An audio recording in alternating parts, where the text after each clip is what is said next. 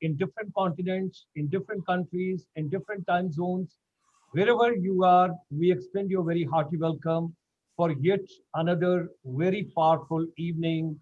And today's evening, that is every Friday's evening, ladies and gentlemen, we dedicate to basically uh, Buddhism. And when we talk about Buddhism, that means what is the relevance of Buddhism in today's education system?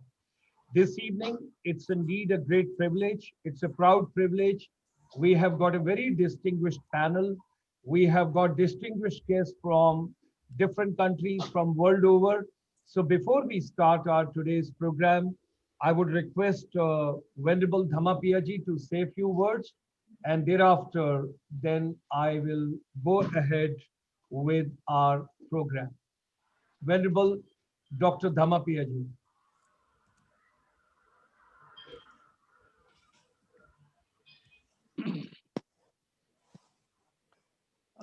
Namo tassa bhagavato arahato samma sambuddhassa.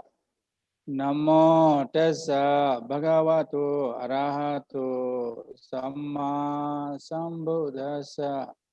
Namo tassa bhagavato arahato samma sambuddhassa.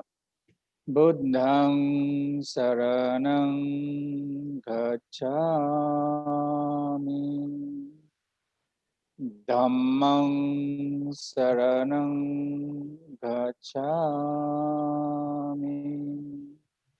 Sanghang saranang gacchami. Dudiyampi Tatyampi Buddhang Saranang Gacchami.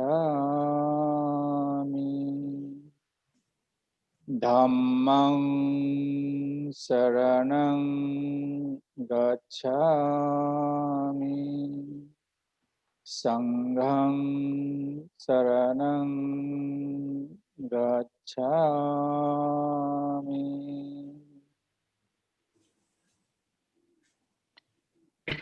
A very good evening, good morning, good afternoon to all the panelists and the viewers in different time zones. As we are having audience from all over the globe, from almost all the time zones in America, from Middle East, from as far as Japan and Korea and Africa, and almost globally we are having viewers here. So we just greet, because when we say good evening, maybe it is applicable only to one zone. So the other might think it is the morning. So we have to say good morning. Anyway, the greeting from this international chambers for service industries, and also from the Buddhist from all over the world. But today is 2nd October.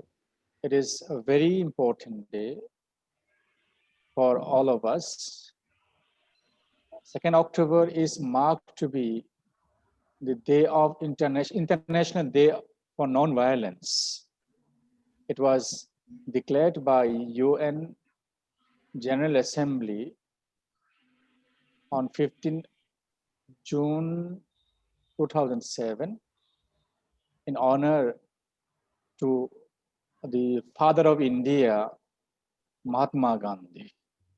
So we are celebrating today, we call Gandhi Jayanti, the anniversary of Mahatma Gandhi, that is 151st birth anniversary of Mahatma Gandhi, the father of India. On this occasion, I would like to send the greetings, the best wishes to everyone around the globe. As we are discussing on the teachings of the Buddha and its relevance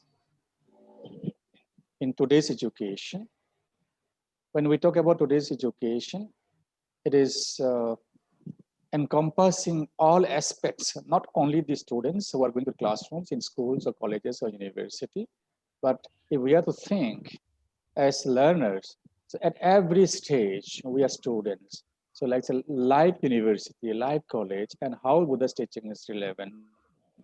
So I would request now Dr. Gulshanji, please go ahead with your those regular kind of things, and then Christie Chang, Dr. Christie Chang will follow to Thank, moderate. thank you very much, Venerable Dr. Dhammapiya ji, the Secretary General for International Buddhist Confederation. So, ladies and gentlemen, we extend you a very warm welcome to 194th webinar, Making Education Relevant. During this pandemic, during this coronavirus, we are focusing on how to keep education relevant because 1.86 billion children at present, as per UNESCO stats are concerned, are away from schools, colleges, institutions, wherever they are studying. So at this point of time, how do we do a hand holding of each other? And what did Lord Buddha gave the teachings? And what is the relevance of that in our today's education system? That's what is the journey we are taking further. So with these words, we extend you a very, very hearty welcome from the world over. Our chamber, International Chamber for Service Industry, which is spread in 149 countries. And since 1994, we are getting all the non-resident Indians, and there's a population of 30 million Indians. Those are at present abroad in different countries, in different capacities, whatever they are doing. Now, during the lockdown, thought process is affected, business is affected, physical and mental health is affected, and the main part of the universe is education is deeply affected. This is our complete week program that is Monday to Sunday, early in the morning from 9 o'clock till evening 9 o'clock, the Monday to Sunday, every evening 5 to 6 p.m. We have got different themes, different areas, and Friday is dedicated to Buddhism and Buddha's teachings and relevance in our education system. We start our beaming in the morning at 9 o'clock and we go till 9 p.m. every day. All schools, colleges, polytechnics, ITIs, institutions, universities, wherever globally they are, should they need any kind of a support, we are there to help them out. And it's basically keeping the young generation positive, energetic, no anxiety, no stress, no depression, how to remain positive at this point of time. Then comes Saturday evening, that is tomorrow evening. We will have basically Ayurveda for the global wellness, where we talk about yoga, meditation, naturopathy, nutrition, everything related to organic living and organic thinking. Sunday morning, we take you to United States, where we talk about Srimad Bhagavad Gita and Upanishads, various what we have got. That is Professor Satyendra Dhiman. And 650 million plus population, which we have got in 10 ASEAN countries, right from Myanmar, Cambodia, Laos, Singapore, Malaysia, Thailand, Indonesia, Philippines, Brunei, and Vietnam, all the 10 countries. When we talk about every Sunday evening at 3 p.m., we work out a strategy between India and ASEAN. And of course, the final program on Sunday evening is a lot of people have lost their jobs during this pandemic. So world over, if you are keen to be a part of startup, stand-up, micro, small, medium enterprise, anything related to that, that is the venture we share. Do join us tomorrow evening at 9:30 p.m. Indian Standard Time. 4 lakh people, 400,000 people from world over will be joining in a common campaign, and that is the new education policy which has been announced in India. There will be a panel discussion from Canada, United States, and the entire European continent when we talk about, and they will talk from there what is the new andragogy as far as the higher education and the new education policy which has been announced during this pandemic on 29th of July. And thereafter on Monday, 5th of October, from the United Nations, we will be having almost a whole day program, 9:30 to 4:30 p.m. 9:30 a.m. we'll start in the morning from the UNESCO, And we will be having the people joining us from Paris, right from the UNESCO headquarters. We will have from the Secretary General UNESCO's office, United Nations office, and a couple of other places. 4,000 plus teachers will be joining us, educators from the world over, and that is World Teachers Day celebration. So, ladies and gentlemen, when we talk about Lord Buddha, this particular evening, that is Friday evening, which is dedicated to Lord Buddha's teachings, how we have got the relevance onto that. I'm grateful to my immediate past president who gave the vision because his second PhD, after first PhD he did in the education, second PhD he did in Buddha's philosophy and Buddha's relevance and Buddha's leadership, what we got in today's life and today's our living and in our education system. So our immediate past president from United States, he gave the vision and there was the wonderful journey when we started. And of course, on 21st of June this year during pandemic, our immediate past president and Venerable Dr. Dhammapiya ji, together they deliberated harnessing well-being of educators through Buddhist psychology. That part was taken care of. Now, what was the Nalanda University? What was Buddha's teaching? What exactly was happening over there? So, kind of bit of it when we look back 10,000 youth, 2,000 teachers. So, the vision comes to mind that, well, these are the ruins now at this point of time, almost about 90 kilometers away from Patna, the capital, which is there in Bihar state in India. So we are from our chamber working with total dedication and world over, we are giving message to all our members and all the CSR activity people that let's come together. This is the vision for the future. The Dhammapiya, that is International Buddhist University to come up, which should be an international stature university where all subject related to when we talk about Buddhism, that part to be taken care of. So our chamber is deeply dedicated and our immediate past president and fortunately our present president who is in Thailand because there are a lot of followers of Buddhism in Thailand and my future president from Malaysia, that person also, we are getting the total support and at present we are working in that particular direction and under the guidance of Venerable Dr. Dhammapiya ji, we are working. Our chamber also at present, this course is getting over on 31st of October. We are training at present 30 kids, boys and girls in India. And now at present, it's all digital mode, which is going on during Corona. These kids are getting trained. We should not call them guides because we have come a little higher platform. It's a Buddhist pilgrimage facilitation executives. Now, these children are from the Buddhist families, and these children, boys and girls, we are getting them total training. When people come to India, they want to go to Bodh Gaya, they want to go to Sarnath, they want to go to Kushinagar, they want to go to a couple of other places, wherever it is related to Lord Buddha's teachings and related to Lord Buddha. These kids should be taking care of people, those are visiting India, in terms of their transportation, their boarding and lodging, and besides that, they should have a hassle-free travel to India. And God willing, they should go without any kind of a difficulty and any kind of a problem from India. So these are a couple of places, ladies and gentlemen, and of course, four main sites of Sarnath, Kushinagar, Bodh Gaya, and Rajgir. And that is attracting, almost about 90% of tourists. So our total focus is in that direction. We are working and we want there should be employment and entrepreneurship avenues for our Buddhist kids. Those are getting grown up now. These are the children, those should have a great future and they should be the one who should take on the responsibility for Buddhist pilgrimage when the people are coming from world over and they want to visit India. Now, ladies and gentlemen, making education relevant, this entire series when we talk about, this is dedicated to making education relevant. And we believe, our chamber believes that the ideal education is to remove the ignorance and to provide the desired knowledge and competencies to every educator and youth for the global peace. So with these words, ladies and gentlemen, We extend a very hearty welcome to all of you.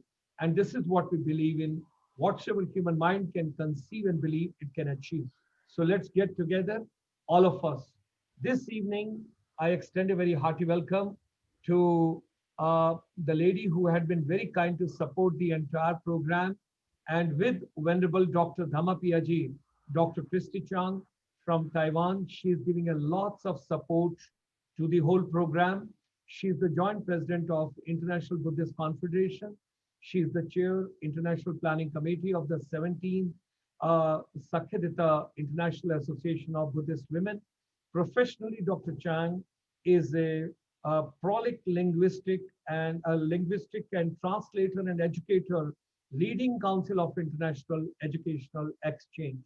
So I bring on dais Dr. Christie Chang, and I will share the slides. But ladies and gentlemen, the voice from the male, it will change to a female, and that will be Dr. Christie Chang's voice, because you should not get a confusion. How is it? Just now there was a male voice, and now how Dr. Sharma's voice has turned into a female voice. So Dr. Christie Chang, my sister, I request you now to take on the floor right from here and extend a warm welcome to our distinguished guest this evening. Thank you, brother Dr. Gulshan Sharma-ji. Thank you for your kind introduction. And Namaskar, Amitofo. Happy Moon Festival.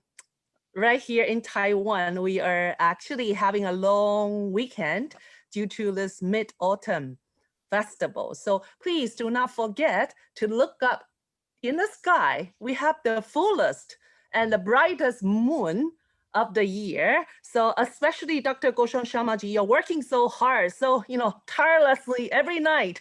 Please remember to look up. It should do you very well. Thank you. It's brightening, and then shining on you. Thank you.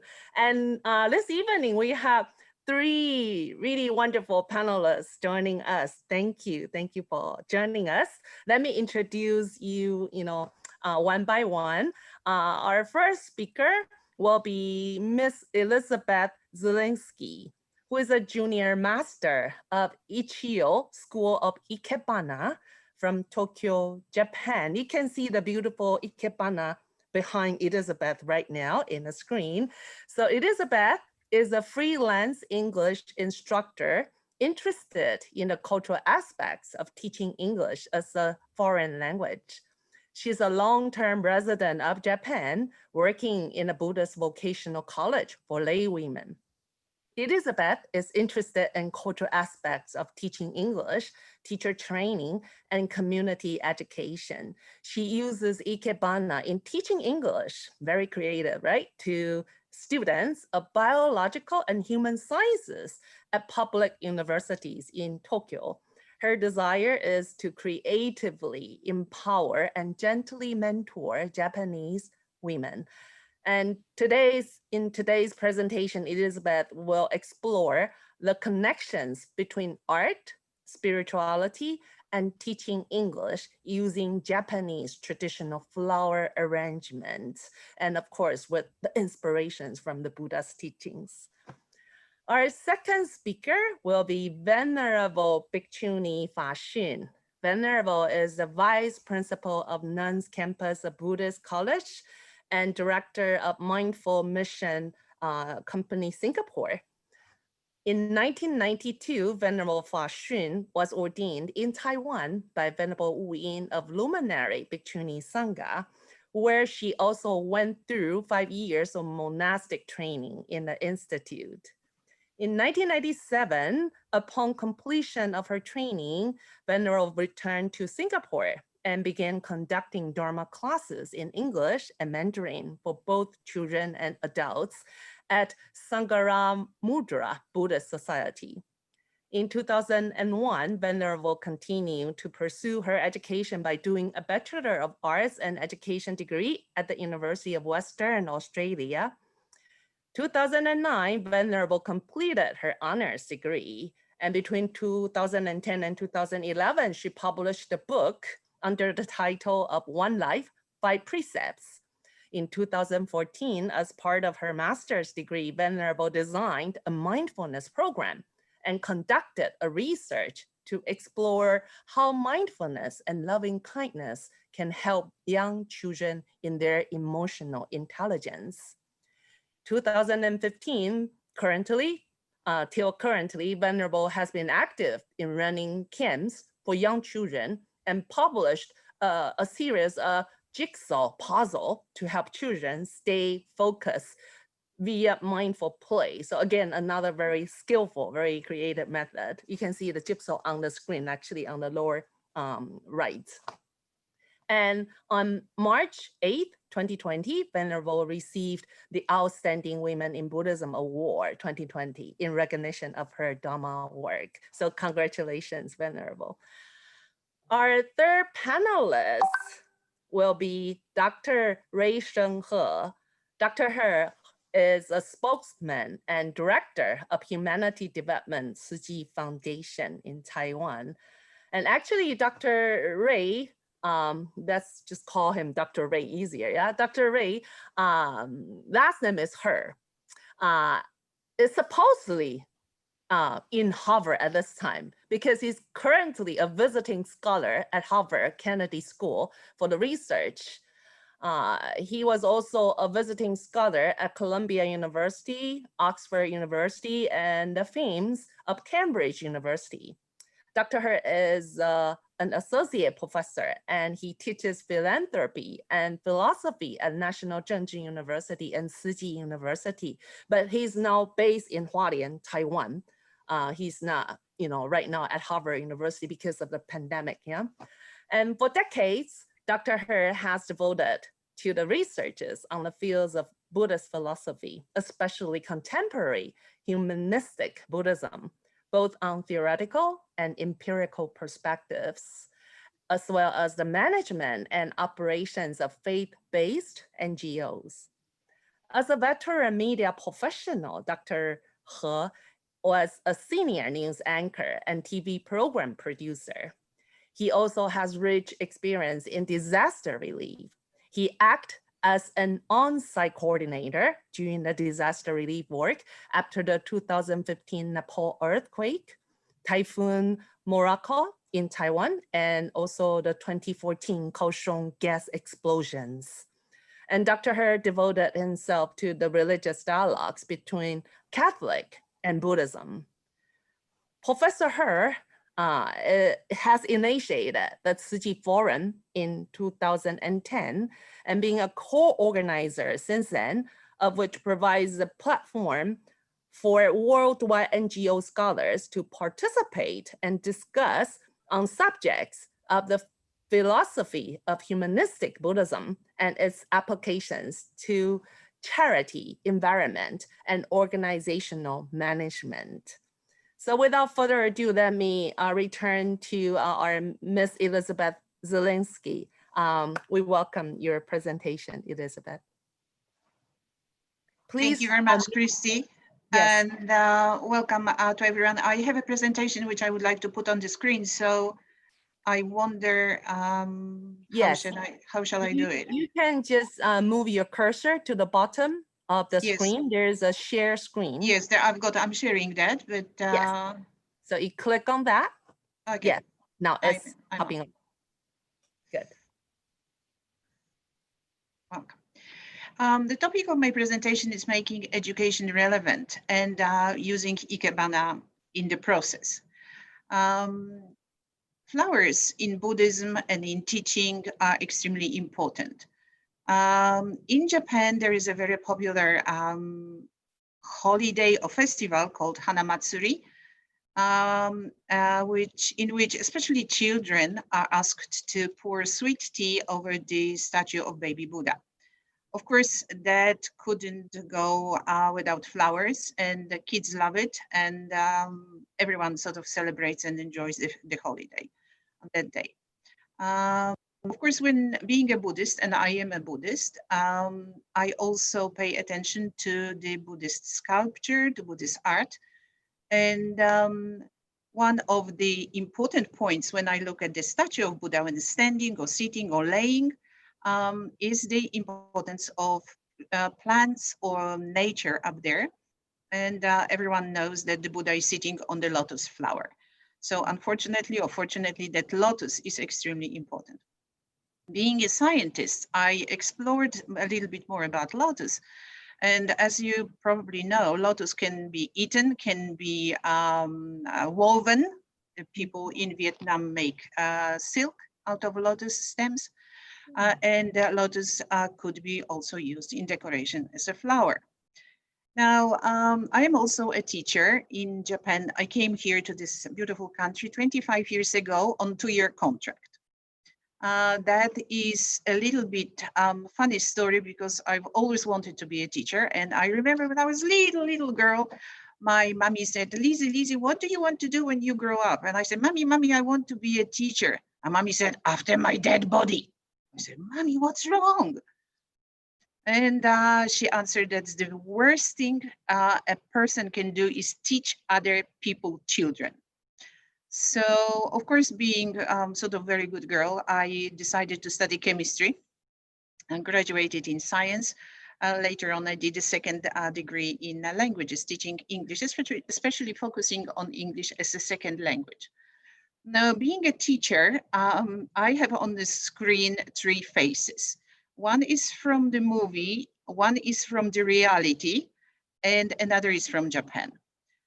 If you've never ever seen the Dead Poets Society, then I do strongly recommend for you to watch this movie.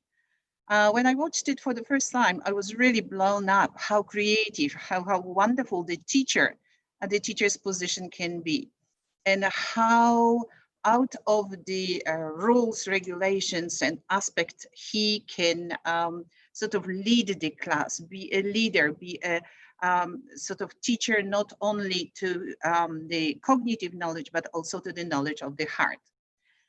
Very similar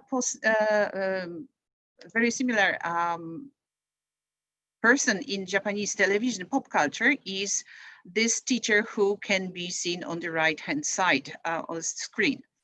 There was a television series which ran for a very long time here, very popular, idealizing high school education, and the teacher ideal was exactly the same, very similar, as you can see, to male teachers. The third face I have at the moment on the screen is Dr. Christie Chang. And being a kind of business colleague, she taught me quite a lot. And very often I have to tell you the secret that I sometimes look towards her as an example, and I will refer to that in the future. However, both for Christie, myself, and all other teachers, probably the most important person is that man standing under the tree in the deer park. I was lucky to visit India, visit all the holy places which were shown on the picture. So sometimes I come to the sort of position to say, well, what would the Prince enlightened spiritual human being or divine being say when he was given his first sermon, and his disciple whom he knew them, well, sort of sitting like that and saying, well, hey, do you understand what he's talking about? Well, I have no idea. Like they're just, well, yeah, I don't have my Google, I don't have my iPhone. Well, they were speechless. So from the position of the student, they looked to the teacher, they couldn't understand.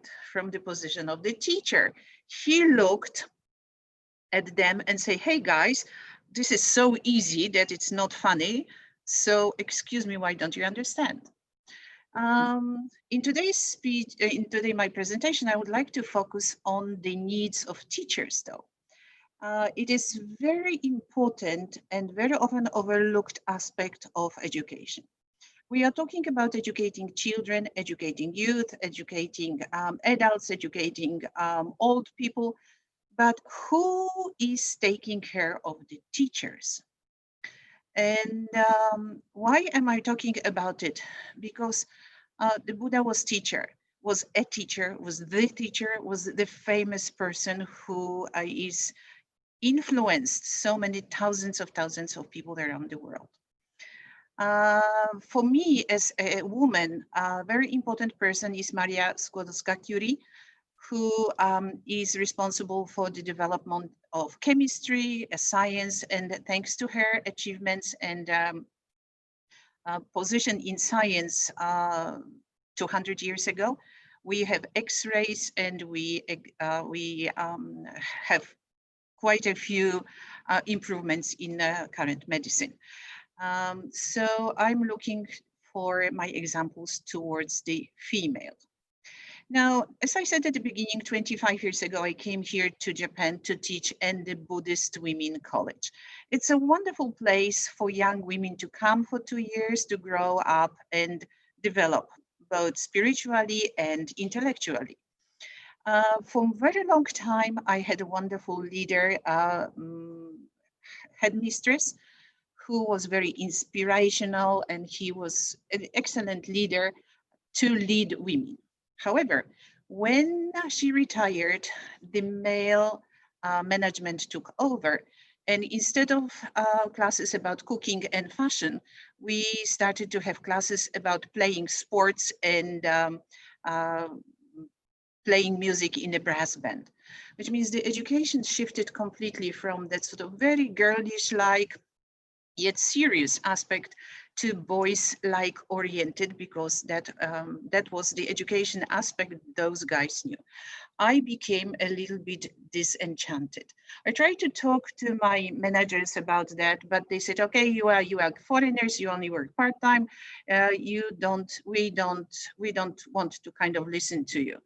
And trust me that it came after about 22 years of teaching in that environment, when one is not really recognized, when one is not really appreciated in the Buddhist environment. And this is extremely, extremely painful, that I really hit the wall. And I said, okay, I'm packing my bags, I'm going back to Australia. I don't want to stay here even one minute. So what did I have to do? I could turn to my friends, but they said, okay, come on, you have good job, you know, this is a lot of money. So why don't you?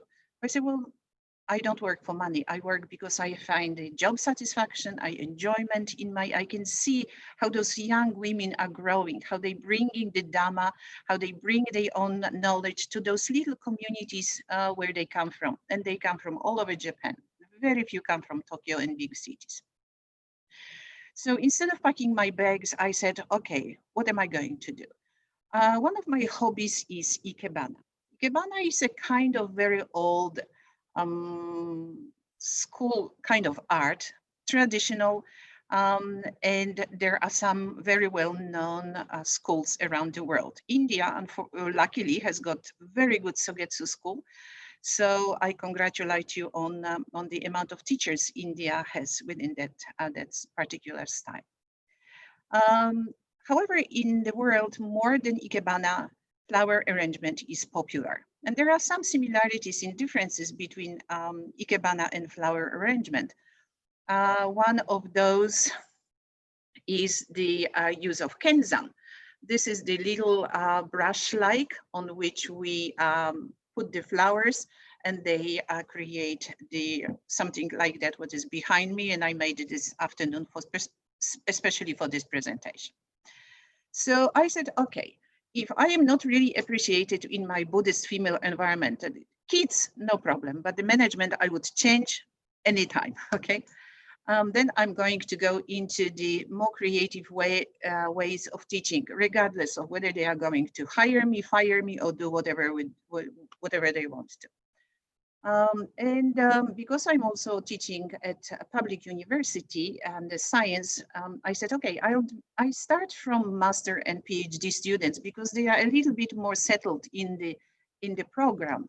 So I can be more creative with them. So I brought what you can see here, established the resource table. And I said, now guys, you have 90 minutes to tell me a biological concept using only those materials which you can see on the table, on the display. As you can see on the picture, boys just rushed into the table, grabbed whatever they could, and these are the results. This Ikebana, as you can see, the girl is making her arrangement here, should relate to human organs. This is a stomach. I don't know whether we have flowers in the stomach, but anyway, that is her creative expression. Another concept would be phosphorylated protein analysis. Okay, well, Gambate, with your knowledge of biochemistry, what is phosphorylation, what is protein, and when do we do it? How do we analyze it? But those guys were really, really creative and as you can see, the results of their work are really wonderful. Now, phototropism is something which you can see in sunflowers when they are following sun, changing their face and following looking for the source of light. Cryptic species should be very similar to those who are living in Asia, in Africa, because the example of cryptic species are African elephants and Asian elephants. They are similar, yet are totally different. On the right-hand side, you can see the DNA. This guy had a lot of problems with making his creation, but when he finished, it was the best ever achievement. Having done that, I went to the international students, those who didn't have Ikebana in their countries. They are from Korea, they are from Thailand, they are from mainland China. They're all, as you can see, enjoy that. Now, I said, okay, if my master students can do it, then we are going undergraduate. And I'm teaching nursing and social workers, which is human-related classes. This is all English class. Class is big, and I said, well, on a public university, I cannot do the Buddhist teaching about flowers. I cannot do the Buddhist concept, but I can do the art therapy. And that was the disguise which I used. Where did disguise come from? From the Lotus Sutra. Because Lotus Sutra is a wonderful place when you can learn about upaya or skillful means. If you don't know much about it, please have a look at the sutra. So the classes were really, really interesting. Students in the small group, in the big group, had to write their own essays, had to create their own stuff. Furthermore, I went into community teaching. And in the community using Ikebana, we decided to use the typically Buddhist concept related to the Lotus Sutra and express the Lotus Sutra concept using Ikebana. And that was also achieved. Finally, following, as I said, Dr. Christie Chang, and her beautiful project, How to Use 6 Paramitas to Teach Ikebana, English, I developed the concept of 6 paramitas of teaching Ikebana, which also can be done. So in education, attention doesn't have to be paid only to students, but also to teachers and their needs. Buddhist teaching are universal, can be implemented creatively in all kinds of educational systems. To teach effectively, we need to combine our interests and jobs and competencies. In crisis, a careful look into one's own spirituality may suggest answers and improve the situations. So having said that, I would say thank you very much for listening, and I hope that you will come back one day to Ikebana. Thank you. Thank you, Elizabeth. So now we know that the Ikebana behind you was especially arranged for our event right now. Yes, that's the only one in unique, and it will disappear after this class. Thank you very much for doing that. Thank you, and for your sharing. Yes. I am reminded of because I stayed for 2.5 years in Japan. Oh yeah. Right from Sapporo, Hokkaido, Kobe, Kyoto, Fukuoka, Hiroshima, Nagasaki, Tokyo, Shiwase nara teo tatako, Shiwase nara taido de shimeso. Please go ahead. Okay, all right. Thank you. It brings back your Japanese connection, right? Well, that was from the last seminar also. We had wonderful speaker from Japan. All right, that's good. Without further ado, let us move on to Venerable Fa Xun. So, 师父, yeah.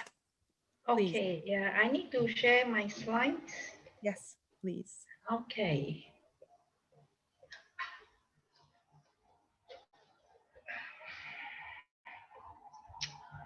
All right.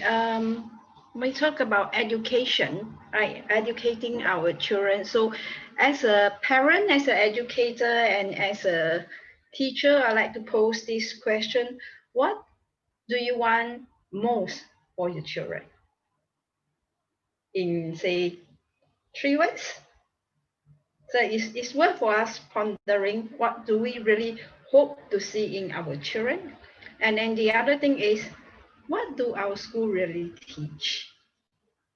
Yeah. So no doubt our school teaches science, teaches maths, teaches languages. It teaches us problem solving, critical thinking, and modern technologies and skills, etc., etc. But I think as a parent, as an educator, for me, I would really like to see happiness in our children when they grow up.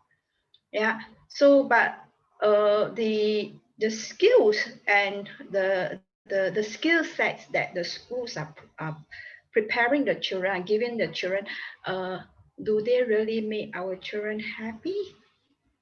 Yeah. So I think this is a question that is worth pondering, and then I think also most parents, I would say, will have this whole such a belief that when the children have a university degree, when they are academically successful, that would mean they will be success in life, and that will mean happiness.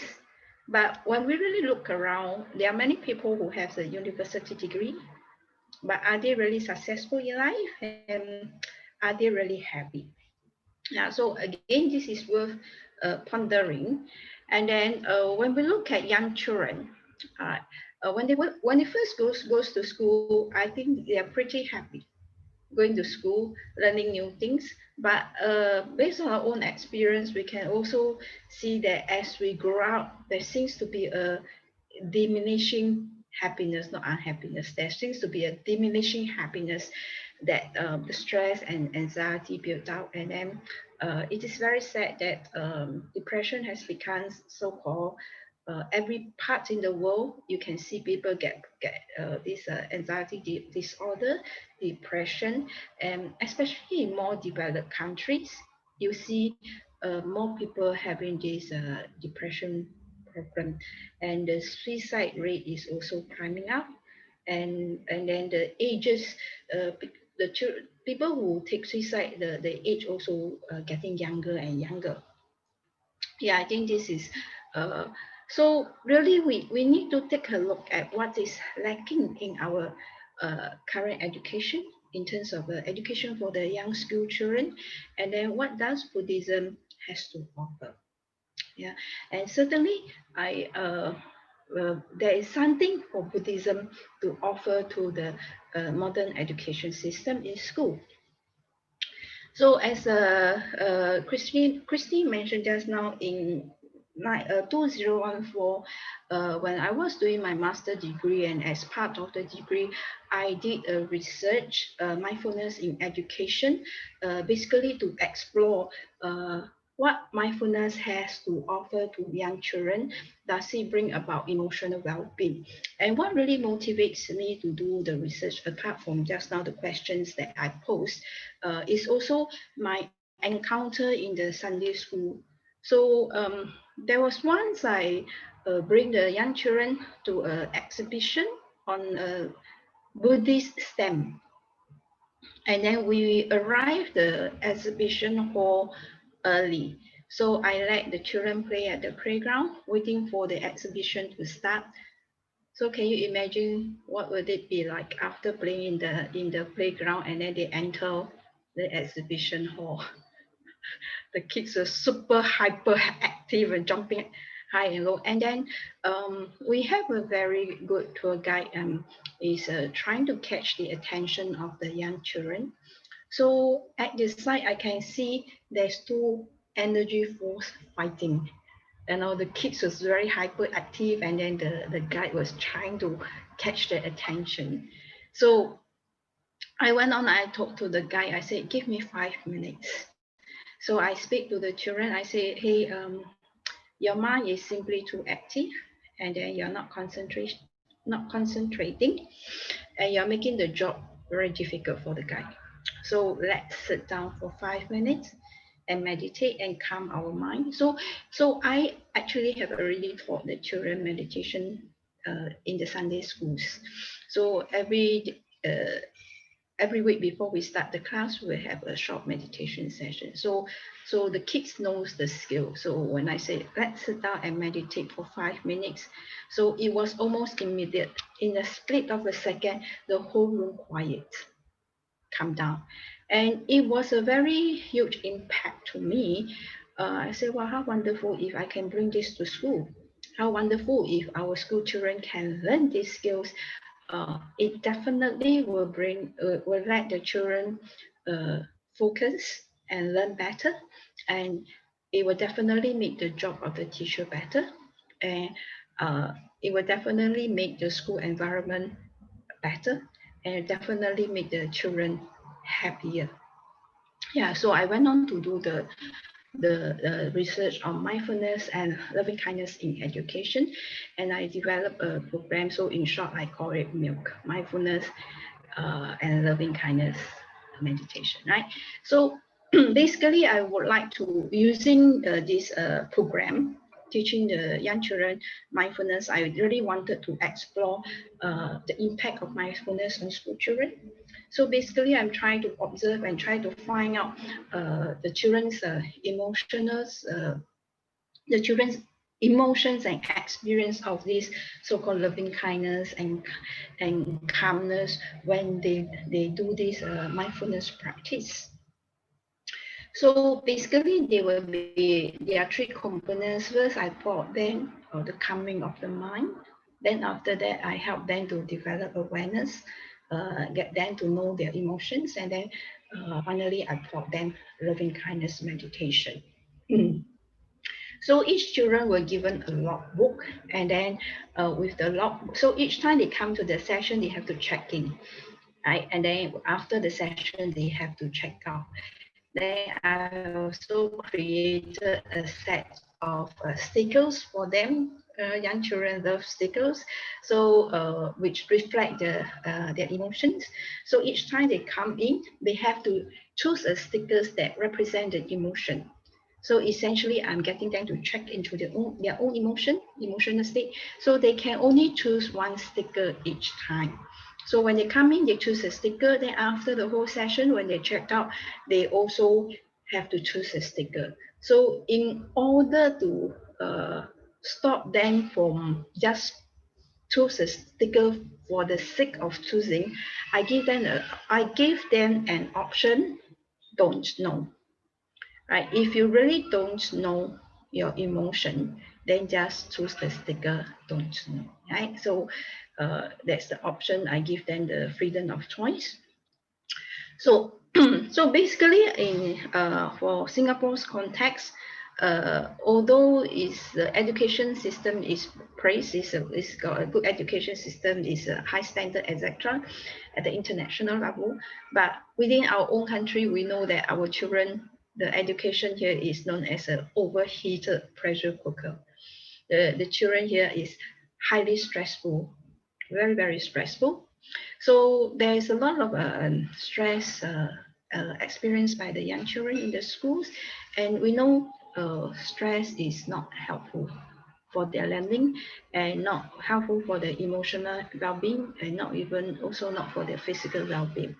So as this Daniel Goleman has said, it says that actually stress has handicapped their abilities for learning, for holding information and working memory, for reaching flexibility and creativity, for focusing attention at will, and for planning and organizing. So I think it makes sense, right? So we all know what stress like. If we are stressful, we cannot think properly, right? We cannot be creative, right? So it's very unhealthy when and then we really need to have a skills to teach the young children the skills to how to cope with the stress. So one very sad thing, this was published by the Ministry of Social and Family. It says that 30% of the young children fears test and examination more than they fear the parents and guardians dying, which is only 17%. So when I look at these figures, I was very, very sad. You know, your parents, once it's gone, it's gone. But it seems that examination is more important. So you can see how stressful and then how much the school's test and examination has impacted the children's well-being. So yeah, so when I developed these programs, as I said, the first thing I taught them was the calming of the mind. So they started off with a breathing meditation, just very simple breathing meditation, breathe in and breathe out, watching the abdomen rising and falling. Then, as I said, they have stickers to check in and check out. So you can see from this chart when they come in. So I got this chart by counting the stickers that the children chose. Yeah, so at the end of the whole program, I collect their logbook and I count the stickers. So when they check in, it was 40 something calm stickers. But when they check out, I have a total of 183 stickers. So you can see there's a tremendous jump in the levels of calmness. And this comes from the children, not from the teacher's observation. Is the children, they choose the stickers, they are the one who experience the calmness. Yeah. So this the research reflect that really the mindfulness meditation practice, it really helps the children to calm the mind. And then this is another one to show, right? I present in this way. So you can see that every session, right? For every session, the red one shows the when they are checking in. The blue one shows when they are checking out. Right? So the level of calmness goes up after they have the mindfulness session, and it is very consistent every week. Right? You can see that. And then there's an increase in positive and negative moods. Based on the stickers, there's positive and negative. And then from there, we count the stickers and we assess and take a look at the change of their in their moods. So there's an increase in positive moods and a tremendous decrease in the negative moods, right? And another important element I taught them was the loving kindness, right? So I derived from the Buddhist philosophy of loving kindness, but I put it into the children's language. So self-love, that means to be kind to self, to take care of oneself, and learn how to self-manage and self-regulation.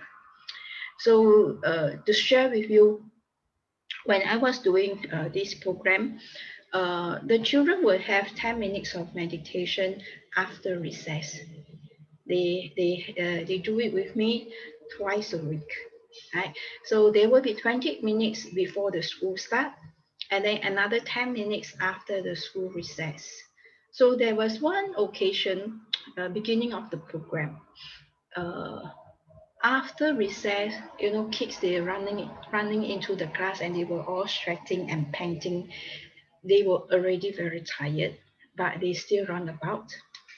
So when I saw that, I said, okay, since you're all so tired, then allow yourself to rest. Love yourself, love your body, love your mind, allow yourself to rest. And then I was very shocked. All the children stare at me. They look at me blank. They do not know how to rest because I think I am the first person to tell them to rest when you are tired, to love your body and love your mind. Because all the teachers, all the parents will ask them, study hard, study hard, study hard. So again, it was such a huge impact to me. What? I mean, our children has gone to the state that they don't even know how to rest. So to them, resting, we must do something to rest. I think same as adult. To rest, that means they got to go shopping, they go for tour. You know, they have to do something to rest. But resting simply means not doing. Not doing allow your mind and the body to just rest. So I taught them like taking a deep breath and relax, and then let go of those discomfort, those negative feelings, sensation, and then just enjoy the peacefulness. Just let yourself sit there and do nothing and rest. So essentially, I find that, as I say, our school is teaching English, math, science, but we need to also give the children the skills of emotional well-being, how to calm down, how to love yourself. Yeah. Then the other part is also doing homework. I'll come to that again afterwards. How I use loving kindness to help the children build the resilient and cope with their homework. Yeah. So yeah, so loving kindness and resilience, right? So when we look at this word resilient, basically it means to have the ability to become strong and healthy, or to become successful again after something bad has happened, right? To have the ability or the skills to bounce back and then come back again. Then definitely there are a lot of benefits of when the person is being resilient, right? Of course, he's happier, and then he's more creative, and then got better relationship, etc., etc. And then with these skills, I think it's going to help the kids, in the long run when he grows up, when he enters the society. And then if we look at our current situation now, the things are changing now with the pandemic. Will our children stay in one job forever? Definitely not, right? The technology keep changing. And then what happens if they lost a job? No. What happens if their skills are not relevant? And things like this. Really, we need to give them the skills, how to build up the resilience part. But then when they are in school at this age, right? So by the way, I'm working with a standard 4 student, primary 4, right? Student year 4. So to this group of students, right, what does it mean? What does resilient means to them, and what does something bad means to them? As a school children, right? When we say here's something bad, so definitely it means that they fail the test, they fail the assessment. Yeah. So when I was doing this research, actually I was given a group of students who are underperforming. Yeah, especially the Chinese language, they were very, very poor, and then overall the performance is also underperforming. So there was an occasion I was in the class. I just want to observe, how the children are progressing, and so what happened in the class was when they were asked to hand in their homework, they all say, not all, most of them. I think about 90% of them will say, I forgot to bring my homework. Forgot to do or forgot to bring my homework. So when I sit behind, and my question is, do you guys really forget? Or do you guys deliberately forget? And why do you want to forget to do your homework? Why do you want to forget to bring your homework? To bring your homework, right? So that is my question. So and I came to find out that they are using that as an escape, right? As a denial, as an escape. They just don't want to do their homework. So I told the children, I say that, look, we love you. And I give them the promise, even the whole world don't love you, I love you, I still support you, right? So the fact that you are here because your parents love you, your parents sent you here, your teachers, your schools, and myself, we are all here to support you. We all love you. We didn't give up on you. So please don't give up yourself. By not doing your homework, are you not giving up yourself? Are you not loving yourself? So please love yourself. Okay. So the piece of homework I gave them was self-love. And I told them, okay, today you go back, do your homework sincerely. We don't expect you to, to do your assignment correctly. You have all the ticks. It's okay to have the cross, but at least deep inside, you don't give up. You love yourself. You try hard. You love yourself. You don't give up. You try hard. Right. So I think the children every time when they do the homework, when they get back the assignment, they see all the cross. Something bad happened. So how are we going to help the children? So really, I think I tell them, you encourage yourself, embrace yourself with love, right? Even you didn't have a take of a correct, but at least you love yourself. At least you put in an effort to try. So I think that is the very first step I gave them, and I think that is very important. And what happened was at the end of the whole mindfulness program, I went back to Australia to write my thesis. So the teacher got the children to write a letter to me. Right. So that letter is optional, but at the same time, it is also a way for me to see how the children benefit from the program.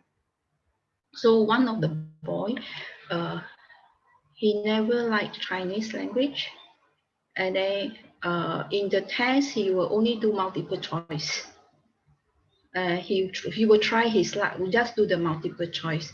Then the question and answer he will just leave blank and totally blank. But during that semester, he tried. Although his answers is not correct, but at least I can see he's trying. Then the very interesting thing is at the end of the program, this boy wrote me a letter. And he wrote this letter in English and Chinese. So bearing in mind, he don't write Chinese character. His Chinese is so poor. So his teacher and everybody got so shocked how these boys manage it. So the teacher went to ask him, how you manage to write Chinese character? He said, I can speak, so I can pronounce. So I went to look up the dictionary. And he wrote just a simple letter, one sentence. Thank you for teaching me how to calm myself, and thank you for teaching me to love myself. So I think this loving kindness, which originate from the Buddhist teaching, is very powerful. And I think the school needs it, our children needs it so much. And then if we can give it to them at a very young age, we get the foundation strong. That will definitely help not only in the academic achievement, definitely in the character building, and definitely anything that happens to them, they know how to come back and come back stronger again, right? So I think the teaching of loving kindness definitely have a relevance in our modern education, right? So to sum up, I think this practice of mindfulness, that is paying attention, it's not only the cultivation of knowledge, but to the cultivation of the qualities of the heart. Right. So I think in our modern education, we focus too much on the head, the knowledge part. The cultivation of the heart part is lacking, and I think Buddhism has a lot to offer in this area. So if we can practice this cultivation of mindfulness, especially loving kindness, so at the end of the education, not only will our children be knowledgeable, but also they become more warm-hearted, a more compassionate person in the society. Thank you. Thank you, Venerable. Thank you, Shifu, for sharing your research. I really love your, milk approach, the spiritual milk. The children are truly blessed to have you as their teacher. Thank you. Thank you. Well, our Dr. Ray has been, listening very compassionately and, while waiting. So without further ado, may I invite Dr. Rui-Shen He to do his presentation. Okay, thank you. It's very delightful to listen all these speakers sharing their philosophy and the practices and all the accomplishment for the education to the younger children. Yes, I was the president for the parental association in the Tzu High School for 4 years. Actually, my son graduated from Tzu High School and the elementary school, and also as a faculty at Tzu University. So the high school of Tzu emphasizes on compassion education. And that is very important because from the Western ideology of education, they all emphasize on knowledge and critical thinking. But we believe that from Buddhist perspective, the compassion is very important for younger children, for them to be cultivated, in a younger age, that how to provide compassion to the people who are in need. So that's the core value for the educational Tzu system. And also it's a virtue value based education, not only skill, but virtue. So there are a lot of programs that provide the children to have this kind of cultivation and enlightenment. They had to join the different club that can provide service to the orphanage, to the senior house, to the hospital, to clean the beach, to do the environmental recycling, etc. So that's for them to cultivate compassion to the people who are suffering in disadvantage. And also they have to join the different activities in school, like a tea serving ceremony, to know how to serve, in a very good manner way. And also the flower arrangement, of course, to learn to cherish the beauty of the life and of the nature. And also they have to join the ceremony of filial piety, like serving tea to the parent, washing the parents' feet, etc. So those programs designed to cultivate compassion for our children to learn the altruism. And the altruism become the core value for their lifetime. And there's a lot of serving activity in the school that the student who had a high grade can able to serve the people in the lunch and dinner, because this is like a boarding school. So the student have to serve in a meal to everyone, and in the lunch time and the dinner time.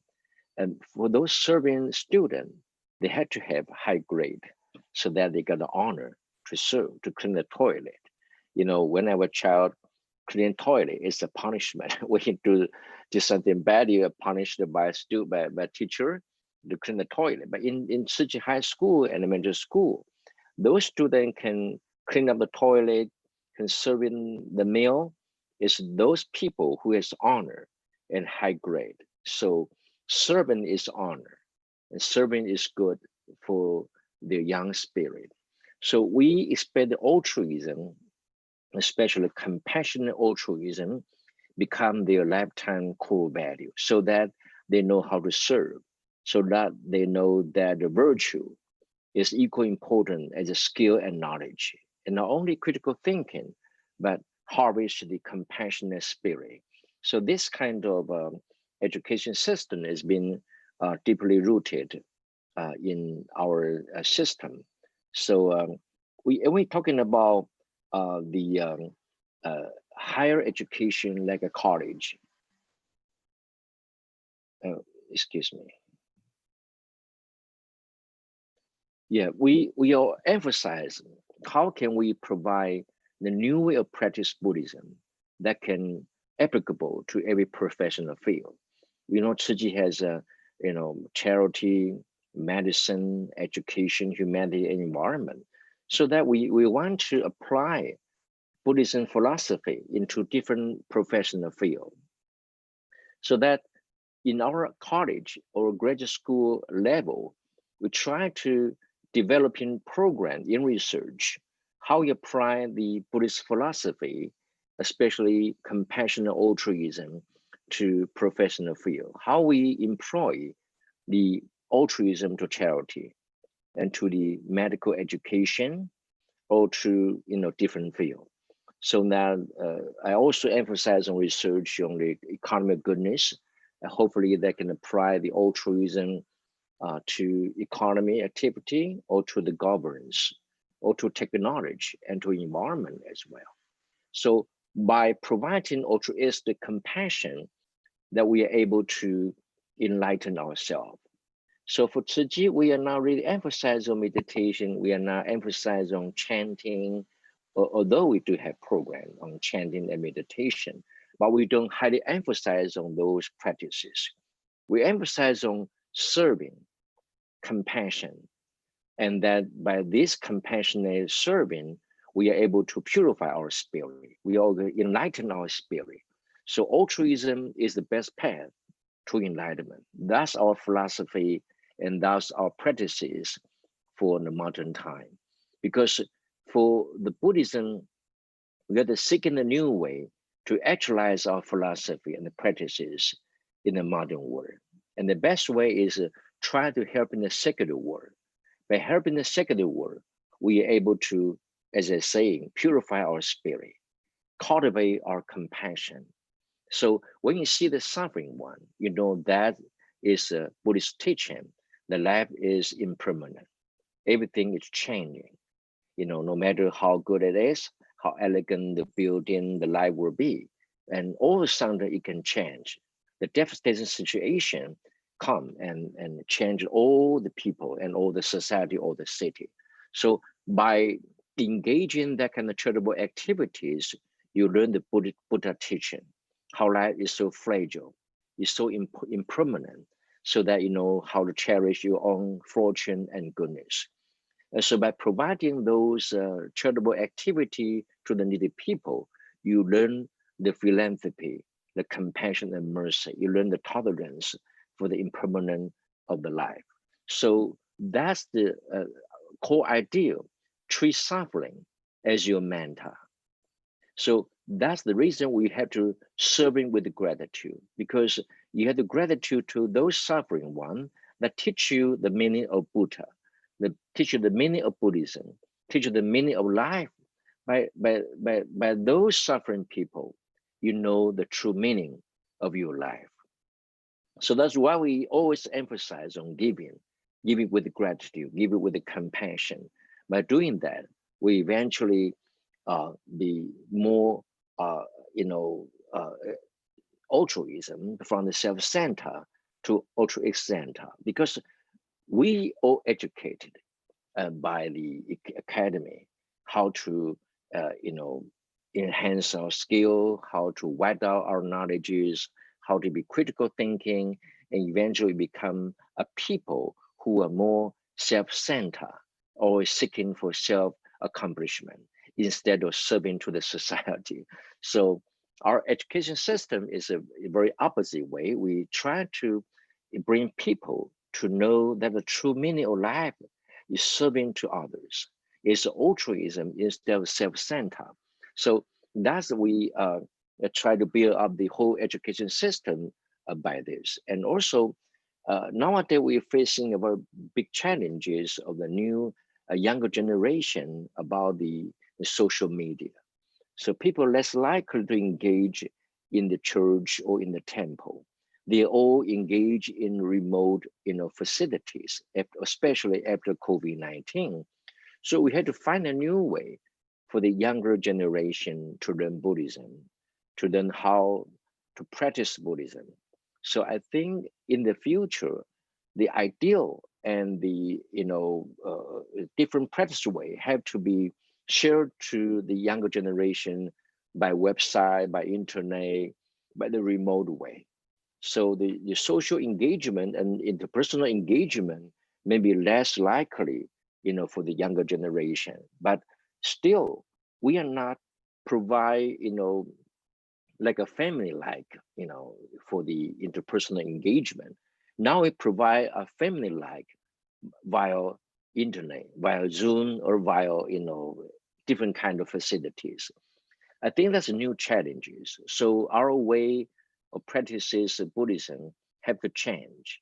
we have to more emphasize news facility to reach the different generation, the different kind of people. I think that's the good advantage way and also a challenge way. For instance, now our founder Dharma Master Chang, instead of traveling around the island via Zoom and this social media facility, she is able to reach everywhere in the world and to reach every catastrophe site that we want. So when I was in Nepal, I was in the front line to understand and to survey the situation. And by the social media, by the internet, we report to the headquarters in Hualien so that we can coordinate global energy and resources to support the Nepal earthquake, to support the victims, simultaneously. So that's the new advantage for using the facility of the new technologies to spread out the ideal of Buddhism, spread out the practices of Buddhism, no matter it's meditation, chanting, or encourage them to provide help to the people. I has been visiting Mormon Church in 2019. They initiated a very good program. It's this online program. It's open to all. So they got 40,000 students from all over the world, non-Mormon or Mormons. And this very sounding and successful program, like via online teaching, they reach the remote area people and students for them to have a financial skill or economic skill or different kind of professional skill. Of course, not only provide the professional skill, they have the offline interaction with the Mormon missionary and Mormon volunteers. That's the way they spread out the doctrine of Mormons. So I am not saying that utilize this kind of skill, but still this is an online facility will be a new way to reach our members, to reach our Buddhist disciples. So I think we had to focus on the new technologies and how to employ this new technology as our educational platform to spread out the wisdom of Buddha. And that's another way we have looked forward our future to share our Buddhist philosophy and practices to the younger generations. So that's my experiences in Chiji, and hopefully that have your comment and advices. Thank you. Thank you, Dr. He. I can see Elizabeth clapping, and I also saw Dr. Gulshan Sharmaji taking notes, smiling all the time, being the leader of the International Chamber of Service Industry. I'm sure you have a lot of thoughts echoing Dr. He's sharing. Thank you. The CIEE, is the largest, charity in Taiwan, based in Taiwan, but they do so many international disaster relief, so much well recognized worldwide. So we are very, very honored, very privileged to have Dr. He joining us tonight. Thank you for joining us. Yes. So we have our venerable Dr. Dhammapiya ji back to us. He's been listening, I'm sure. He's just like listen and without showing his face. But now we would like to hear some words from venerable Dr. Dhammapiya ji.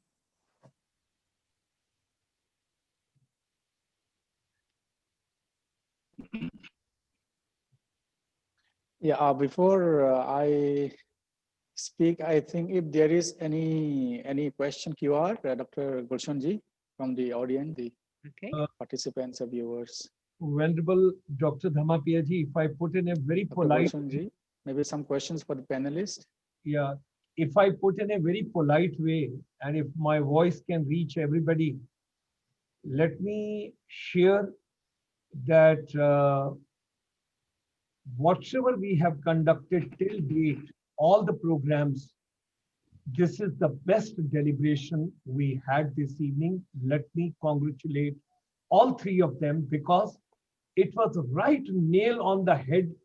They discussed purely how to make education relevant, and they gave so much of inputs, self-love, be kind to self, taking care of self, self-management, self-regulation, loving kindness and resilience, then how loving kindness helps compassion, education, and then serving is an honor and social dilemma, which Dr. Ray mentioned.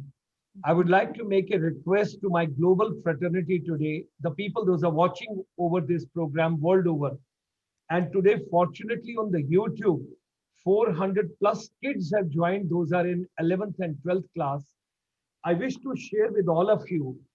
If you have seen already, it's fine. If you have not seen, kindly see a movie on Netflix. The movie title is The Social Dilemma. The Social Dilemma. This movie, I mean, whatever pronunciation you want to take it, you want to call it a social dilemma, social dilemma, whatever pronunciation, because as long as the language can go, you must watch this movie. Every family, every youth, every child should watch this movie.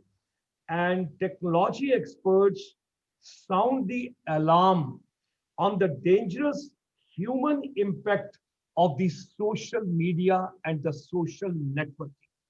I would request each one of you, my grown-up son and my daughter, they recommended, and yesterday with my mother and my wife, when we watched this movie, and thereafter we got up, 1 hour, after 1 hour, 26 minutes, your feelings towards universe, what all is going on, what Google is doing, what Microsoft is doing, what Dell is doing, what other social engines are doing, how psychologically they are hypnotizing the younger generation and they are playing with their emotions.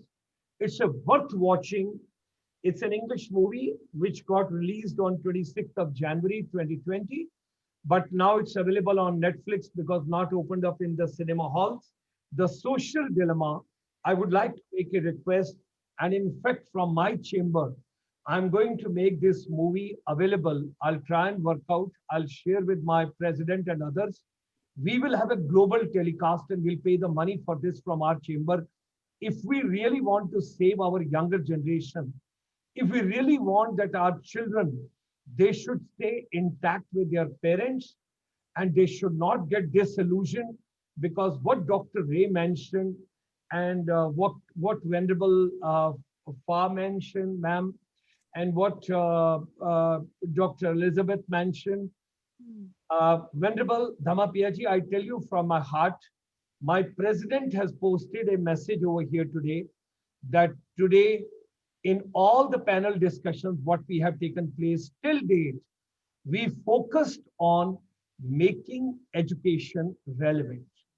It was a direct focus which has gone into today, and all the three speakers, my salutations and regards to them. And of course, Dhammapiya ji to start and Dhammapiya ji to close. Always he is there. And now I've got Sister Dr. Christie to moderate the whole thing. I think we are moving in that particular direction because we have given the message to the Vivekananda Foundation also. We have given the message to America, to the Woodbury University also, that we are not having any religious talk over here. It's all education, education, and education. We are talking about making education relevant, how the children should be educated. And you touched 3 points, and that was again very important. When you talked about anxiety, you talked about stress, you talked about depression, and so much of it was discussed today. I think my great salutation in regards to everybody. Venerable Dr. Dhammapiya ji, I'm grateful. Today's panelist, I know we are getting the wonderful inputs from Dr. Christie, but it's always soldier fights, but the journal gets the medal. The medal will go to Venerable Dr. Dhammapiya, although Dr. Christie will fight like a soldier to get the good speakers. So Venerable Dr. Dhammapiya ji. Okay, thank you so much, Dr. Gulshan ji, for your kind words and encouraging comments. I understand all the speakers from the inception, from the very beginning. They have done their best and they have presented their perspective. Today's presentation are the panelists, definitely, as they are from education background purely, you see. As our Madam Elizabeth also is teaching in a school or college or whatever, and also our Venerable Fa Sheng, Vikshuni, she is also involved in teaching to the children, school children, and dealing with their emotions and things like that. So you find the link and the dimension of today's presentation. And also Dr. Ray, as we know, he's a very dynamic and prolific, whatever you call that. He is very outspoken and very clear, eloquent speaker. So definitely we had very good panelists today. Of course, in recognition of all other panelists we had till date, definitely. Because everybody has wants a rule to make the universe peaceful. You see, when somebody builds a house, so the mason and then the half-skilled worker and then full-skilled worker, everybody contributes, right? So that the building comes beautifully, so that our journey will be beautiful with the contribution of everyone, definitely. Okay, as I have been assigned to close this session, I think before I close, maybe a few words I would like to share as I used to do. Thank you so much and congratulations, our first panelist, first speaker, Elizabeth Madam, for your presentation where you brought out the Buddhist perspective of flowers, the lotus. Many people, they may not know that which you have brought up today in the discussion. Like when you look at the Buddha, you find most of the time it is sitting position that you'll find Buddha is sitting on a lotus flower. It's very important. So why lotus? I think as Dr. Ray was saying, the critical thinking. So we always encourage the students or the children to develop the rational mind, the questioning mind, inquisitive mind, that is critical thinking. I think only those who have the questioning mind will ask this kind of questions. If Buddha is sitting on lotus everywhere, why on lotus? Why on flower? Why not on some other flower, right? So this is a very important point. And the other thing you have shown, the flower arrangement that is being done in Japan, different kinds of flowers are being arranged in different ways, and you have also shown how some flowers are so fresh and some flowers little fading away or things like that. So this is very important teachings in Buddhism or taught by the Buddha. When we talk about this flower, lotus flower is the symbol of purity. The symbol of purity. As it is said, the root of the lotus is mud underneath in the pond or wherever, mud. The mud or the clay, whatever we call, it is some sort of dirty stuff. But it does not remain in the mud, get dirtied with the mud. It raises above, comes with the water off, and it doesn't remain even at the water level, you see, or below water or underwater. It comes up even above the water to the world of the universe. And this very lotus flower is untouched by the mud, by the dirt in the water, you see. So it's pure. And you find the fragrance and the nectar of the lotus is being taken by honeybees or many other insects. So it serves as well. So how purity of this lotus is being projected or shown in Buddhism.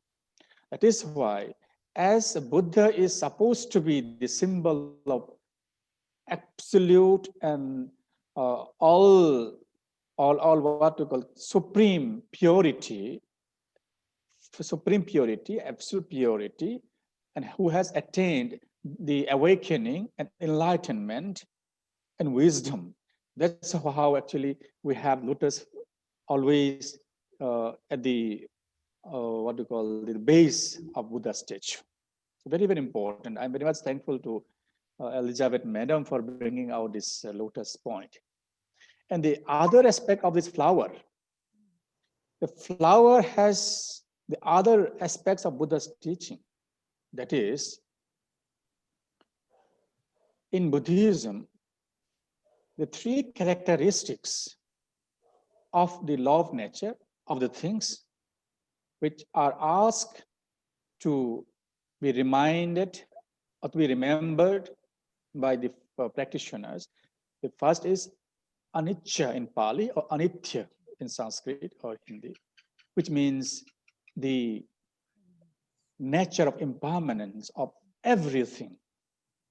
It says sabbe sankhara anicca. That means all compounded things, everything that is compounded or having this sankhara,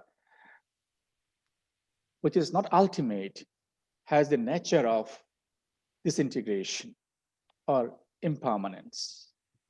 And second is dukkha.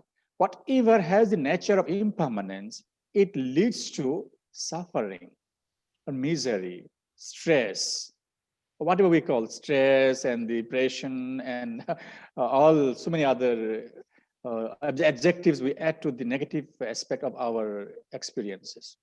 And third is anatta or anatma, which means not having the nature of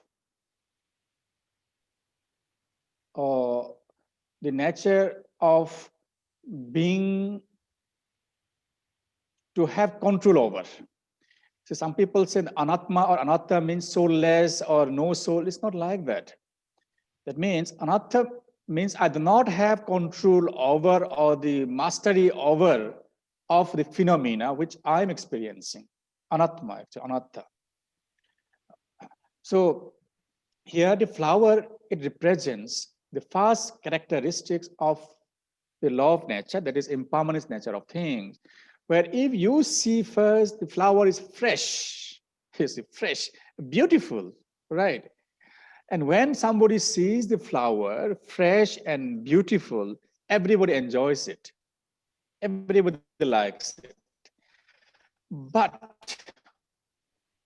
after some time, maybe after 1 hour, after 2 hours, after 10 hours, after some time, the same flower will start fading away. That is what Buddha wanted us to know. That idham me kayo tathaya. How the flowers starts fading away. So also my kaya, my body, all whatever I'm possessing, whatever I am having, whatever I'm integrating, fading, becoming old. So try to understand that from the lakhana or the characteristics of the flower. So then you can develop wisdom. Oh, there's no point to be attached too much to myself and to things which are there, which will not go with me when I'm gone. So just be mindful. That's what very, very important is the part of the flower. Thank you so much, Madam Elizabeth.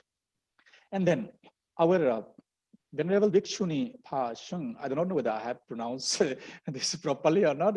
If I have done this, okay. If not, kindly forgive me. Our Venerable Nun from Singapore. Of course, I was told that she's from Taiwan originally. Definitely, she has brought up a very, very important point. I would like to say these things are free actually. we get so many things for free, but we do not give much value to that. When it is being sold and some value is added to that, then we find, oh, we should get it. Then we find some value into that, right? So like, for example, the sunlight, you see. Sunlight is free. And the air is free. We are getting these things for free from the nature, you call from God or from whatever. But suppose tomorrow that nature or God regulates, suppose. If you want to have the sunlight from say this point of time to that point of time, then you have to pay this much. Or the air, oxygen, if you want to have from this much, sorry, you have to pay something, then you think, what will happen, right? Sorry. So we have to be very mindful about the things around us that we are getting for free, right? Be grateful for that. And that's what our Venerable Nan Vikchuni has brought up. The free, that is what I am telling, the free we are getting, that is external. It's a God-given gift or whatever you call that, or nature gift. But there are certain things which are also universal. How sun rays, sunlight is universal, it is available for all. How the air, oxygen is available for all, it's for free. So also there are certain things internal, which are available for all of us, but we have not recognized it, that they are available. So that is what actually our Venerable Bhikshuni Phashung has brought up this point. That is the samatha and metta. She made it milk, actually. Milk concept. I really like that concept, milk concept. The samatha is in Pali, which means mindfulness. Samatha, mindfulness. And metta means loving kindness. So she has taken the letter from English word. The mindfulness means M, then you have I, mind, then L, loving kindness, K, kindness, loving kindness. Is very nice. But the original word in Pali is samatha and metta. See, when water is water, only water you can drink and to quench your thirst, right? But if you want to have something other than water, then what you have to do is, water is there. With water, you have to add milk, you have to add tea leaves or something like that, then you get tea. If water is there, you have to add coffee and some milk, you get coffee. If you want to have something else, you have to add something to the water, right? So also the combination, you see. When you combine two or more things, you get different products, different outcomes. So also this combination of samatha and metta, that is the mindfulness and loving kindness, is definitely wonderful. This is a wonderful medicine. And these are available with every one of us for free, but they are covered by all defilements, all the negativities. That's what our Vikshuni Phashung has pointed out, that those qualities, those nature, God-given values or the free things are always with us. Just we have to uncover the negativities and all those defilements and then cultivate. We have to cultivate these things, the value of mindfulness or samatha. We have to cultivate the value or virtue of loving kindness. So when these are combined, cultivated and combined, what we get is definitely what we want, well-being. Definitely well-being. When a person has achieved well-being, all the things which we call the stress and then anxiety, worry, restlessness, whatever we call all those things, they will automatically disappear. It's law of nature. These things, the stress, anxiety, worries, restlessness, all these things are the darker side of our nature, our being. The darkness. When light is lighted, when light is switched on, the darkness disappears. So also when mindfulness and loving kindness is cultivated, developed, all those this anxiety, stress, and worries, and the depression, all will automatically disappear. That is how actually it's very important that we cultivate these things. And I am very much thankful to our Venerable Phashung for bringing up this point. And now coming to the third panelist, Dr. Ray. a very important person. He was emphasizing on the two aspects of human personality. One is the critical thinking, the other is compassion, definitely. Here, again, it's combination. So our venerable Vikshuni has combined, so our Dr. Ray has tried to combine the critical thinking, that is the brain with the heart, you see. Critical thinking is the function of the reason or the mind, what brain, whatever we call, and the compassion is the function of the heart or whatever. So when we combine this critical thinking and heart, definitely the wisdom will arise. Wisdom will arise. There'll be no blind faith, because mostly we are misled by blind faith. People said something, people have done something, and we do not really know what actuality is, what the reality is. But when we combine these two things, the critical thinking or reason with compassion, that is the quality of heart, then we'll come to know the things as it is, the law of nature, the Dhamma, or whatever it is. It's a very, very important point. And Dr. Ray has emphasized on altruism, service, all these things. Definitely, these are the part of human values. I will not call it is only exclusively in Buddhism, but whatever I'm telling now, whether it is compassion, whether it is mindfulness, whether it is critical thinking, altruism, whatever it is, these are actually part of human nature, human beings. They are there. It is not the exclusive quality of any particular religion or particular caste or particular race or particular gender. No, it is there, part and parcel of our own existence. What we only need is to cultivate them, which is there given in Buddhism. In Pali, it is called chaga and dana. But this, Dr. Ray was saying, while doing these compassionate programs or activities, like serving, helping people, those who are in need, then you purify spiritually. It is one aspect, correct. But the purification in Buddhism is something much, much higher. We have to do so many other things to purify our defilements. And this particular act of service and altruism or philanthropic kind of programs, it purifies one aspect of our personality, that is the defilement we have, something akusala, actually, like when we say dana, like we give. So many people, they have so many things, but they do not want to share it. So sharing actually, so it is being taught as to share. So this is dana. So it helps us to purify and overcome a stinginess, right? Or self-seeking or self-centered kind of behavior or personality, where we open up ourselves like the sun and the moon, where anybody take the light of the sun on the moon and enjoy and make use. So also our life is like a sun and moon. Just give away. I mean, just share with everyone, whoever it is. That is how actually chaga means tyag, renunciation, and dana is altruism. When it's combined, it's really wonderful that what we are discussing to achieve global peace and also well-being relevant. Thank you so much, everyone, for your valuable inputs today. Thank you so much. Dr. Gulshan ji, anything is there? Otherwise, I'll chant the closing prayer. We'll have the chanting from your side, sir.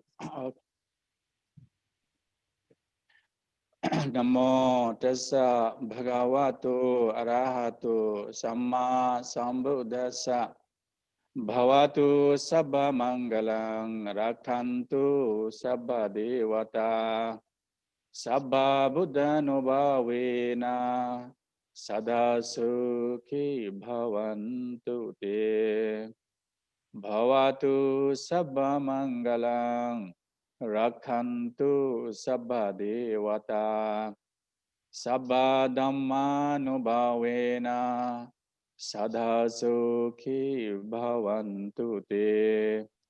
Bhavatu sabba mangalang Rakthantu sabba devata Sabba sangha nubhavena Sada sukhi bhavantu te. May all beings be free from danger, anger, hatred, animosity, ill will, delusions. May all beings be happy, peaceful, healthy, and enjoy the well being. Thank you so much, everyone. Thank you very much, Venerable Dr. Thank Dhammapiya. you. Thank you. Thank you, very Thank kind of you. you. Thank you. And thank Yeah. you, my sister, Dr. Christie, very kind of you. And thank you very much, our distinguished panelists who have joined us this evening. Ladies and gentlemen, before we sign off today, I wish to share with you tomorrow, Saturday, we have got 4 international webinars, which I wish to share with all of you. The first program, Indian Standard Time, that is at 12:30, the new education policy and how sports is going to be now integral part of your curriculum, and it will not be taken as extracurricular activity, rather the marks and the scoring and everything of the sports. So the Honorable Vice Chancellor from one of the sports university will be tomorrow addressing at 12:30 hours. Then tomorrow evening at 5 p.m., I will be taking you to Boston and you will have a live telecast coming from Vivekananda Foundation from Boston. And then at 6:15, we will be talking about the health and global wellness, where tomorrow's topic is rheumatic arthritis. The people, those have got joint pain, those have got rheumatic pain, those have got arthritis pain, please be ready. That would be at 6:15 p.m. tomorrow, Indian Standard Time. And then finally at 9:30 p.m. tomorrow, Indian Standard Time, you will have a live telecast coming from the Woodbury University, California, where we are going to have a professor from Canada, professor from USA, and professor from Europe. They will be talking on the innovative new andragogies in the higher education. So all the programs have gone into my system. That's why I shared with you extempore. This all energy comes from Venerable Dr. Dhammapiya ji, because he gives such a closing remarks and everything to all of us. And of course, my little sister, Dr. Christie, all the way in Taiwan. So great regards to all of you. Thank you very much for joining. And all the brothers and sisters and the global fraternity, wherever you are, please take care of your health, take care of your family, your friends, your neighbors, your community, and whosoever is direct